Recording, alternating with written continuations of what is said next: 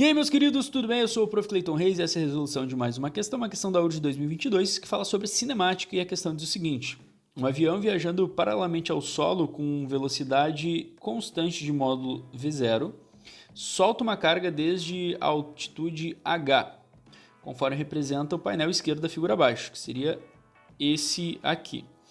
Sendo V0 igual a 80 metros por segundo, o módulo da velocidade do avião, e H 300 metros, qual será, depois de 5 segundos, o módulo da velocidade da carga em relação ao avião, desprezando-se a resistência do ar? Considere o módulo da aceleração da gravidade igual a 10 metros por segundo ao quadrado. Então, questão bem direta, né? Vamos anotar algumas informações aqui importantes. Primeiro, a velocidade do avião, o V0, né, é de 80 metros por segundo. Então, ele está indo para lá, ó, com 80 metros por segundo. Tá. Fora isso, o que a gente tem? A questão nos deu ali a altura, né, de 300 metros. E ele diz o seguinte: a caixa vai ser solta e após 5 segundos, qual vai ser a velocidade da caixa em relação ao avião? Tá? A primeira coisa que a gente tem que entender, então, essa altura que ele me deu serve para nada. Por quê? 5 segundos após a queda, ele não vai necessariamente ter caído os 300 metros, né? 300 metros é a altura que o avião está do solo. Ele vai cair uma certa altura, que eu não sei quanto é e não me interessa para resolver esse problema, tá? Mas a ideia é essa. Então, quando a caixa ela faz esse movimento aqui, ó, de queda, né? Quando ela sofre essa queda, ela leva o intervalo de tempo de 5 segundos. E eu quero saber isso, qual vai ser a velocidade da caixa em relação ao avião. O que a gente tem que entender aí? A caixa, ela tá indo para frente, né? Porque ela tava no avião e quando o avião solta, ela vai ir para frente. A gente está desconsiderando a resistência do ar, então não tem nada que freie ela. Então ela vai continuar indo para frente com a mesma, né, por inércia, com a mesma velocidade do avião, que é de 80 metros por segundo. Ou seja, quando essa caixa estiver aqui, ela vai continuar tendo essa velocidade, né, de 80 metros por segundo. Só que ela também vai ter uma velocidade para baixo. Ou seja, ela tem a velocidade para frente, que é a velocidade que a gente pode chamar de componente horizontal, e ela vai ter a velocidade de queda. E é isso que a gente vai calcular. Então, na verdade, esse problema a gente pode imaginar simplesmente como uma situação de queda, né? A caixinha ela vai estar numa certa altura, ela vai cair e vai atingir, né, um certo ponto. 5 segundos após essa queda, a gente quer descobrir qual é a velocidade dela, então, quando ela estiver aqui.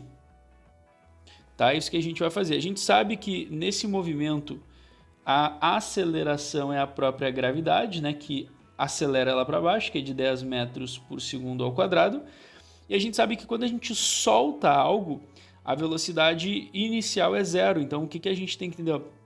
Nessa situação, por mais que a caixinha esteja andando para frente com 80 metros por segundo, na vertical, a velocidade dela inicial vai ser zero, né? Ela não tem velocidade para baixo, ela só tem velocidade para frente. O que a gente vai descobrir é a velocidade para baixo.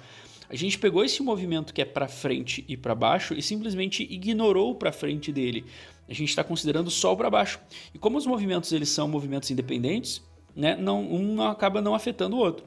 E isso que eu acabei de montar para vocês acaba se tornando uma situação de MRUV, ó, de queda livre.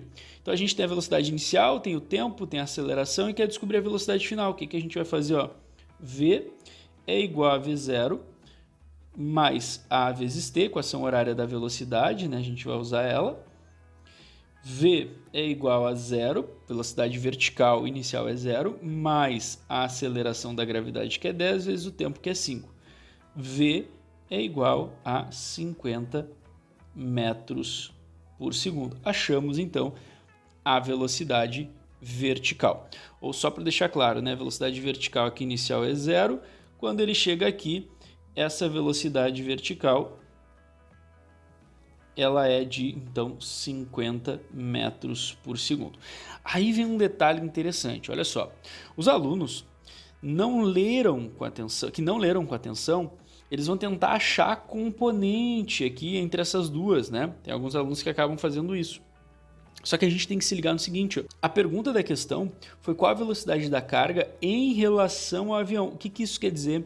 É aquela velocidade que a carga tem que o avião não tem. Quando a gente faz essa pergunta de movimento de uma coisa em relação a outra, é exatamente isso.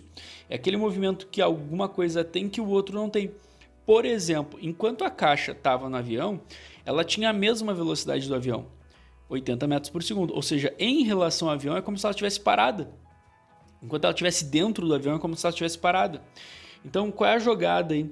A jogada é que essa velocidade de 80, quando a gente quer descobrir em relação ao avião, não interessa pra gente. Porque a gente quer descobrir qual é a velocidade que a caixa tem que o avião não tem em relação ao avião, certo? E aí o que sobrou? Simplesmente velocidade que a gente calculou ali de 50 metros por segundo. Então, a resposta certa dessa questão é a alternativa C, tá? Por causa que a questão pediu a velocidade em relação ao avião. Alternativa C para essa questão. Acabou sendo um pega-ratão, né? O aluno achou que era uma questão de lançamento horizontal, mas na verdade era uma questão de queda livre, conforme a pergunta foi feita. Só para deixar claro, se a pergunta fosse qual a velocidade da caixa em relação a um observador no solo, aí sim, aí tu faria o cálculo da velocidade, né, resultante ali dos dois vetores. Por quê? Porque daí o observador no solo está parado e ele não tem nem a 80 para frente nem a 50 para baixo. Como era em relação ao avião, e o avião se move para frente como a caixa se move para frente, o que importa é só como a caixa cai em relação ao avião. É aquela história, né? Quando a gente larga alguma coisa de um avião em movimento se desconsiderar o atrito, em relação ao avião é como se essa caixa tivesse simplesmente caído em linha reta, né?